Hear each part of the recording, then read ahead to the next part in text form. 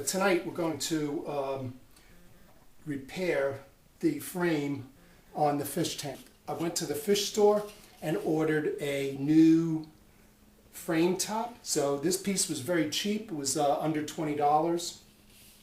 Took about a week to get in from the local fish store. So here are the tools that you need. You need a hacksaw blade. You'll need a utility knife, a sharp utility knife. And you'll need a pair of needle nose or long nose pliers. We're going to cut the frame, the old frame out in 4-inch pieces. It's laborious, but you can't do it cutting out 6 or 8-inch pieces. You can't pull out this whole thing by itself. It's very easiest way is to cut out 4-inch pieces, pry it out carefully, using a utility knife to break the seal of the RTV that's underneath. We're going to cut with the hacksaw blade, and we're going to be very careful. We're going to start going down, and we're going to stop just until it breaks through the plastic. I'll get close to the end. I use the utility knife and just carefully break through the last piece of plastic. By the way, as you can see, I've drained the water out, a huge amount of water. This is a 40-gallon tank. I've probably taken about 35 gallons out. I've sawed this through. I've cut it with the utility knife, and now I'm just going to lift this up, break the seal, and carefully remove it. And that's how it should be coming out, 4-inch pieces.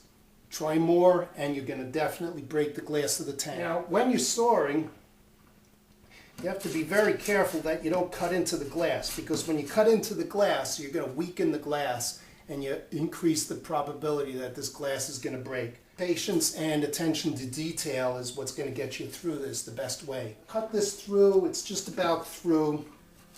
And the next thing that I do before I try to lift this up is I'll run the blade underneath this piece just to start breaking the bead gently.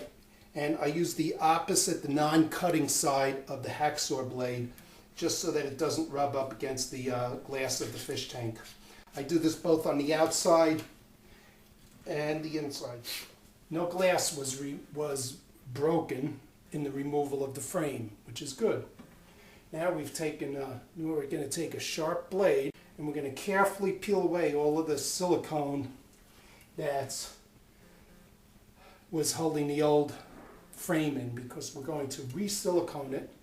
You did remember to buy silicone when you picked up the frame from your local fish store, right? Good.